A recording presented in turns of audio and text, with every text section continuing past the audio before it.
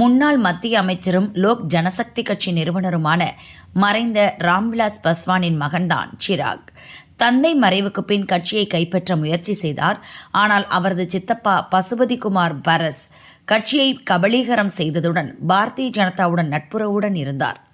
இதனால் அடுத்த கட்டமாக என்ன செய்வது என முடிவெடுக்காமல் தவித்த சிராகிற்கு 2024 லோக்சபா தேர்தலில் பாரதிய ஜனதா கை கொடுத்தது.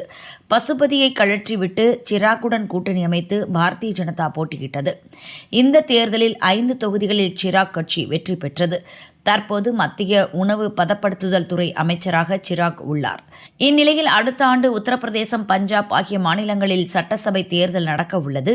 இந்த 2 மாநிலங்களிலும் அனைத்து தொகுதிகளிலும் தனித்து போட்டியிடப் போவதாக சிராக் அறிவித்துள்ளார்.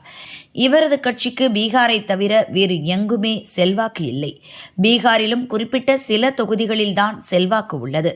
இது குறித்து பாரதிய ஜனதாவினர் கூறுகையில், கூட்டணியில் இருந்து கொண்டே தனித்து போட்டியிடுவதாக அறிவிக்கிறாரே, ஆளே இல்லாத டீக்கடையில் யாருக்கு டீ ஆற்றப் போகிறார் சிராக் பாஸ்வான் என கிண்டல் அடிக்கின்றனர்.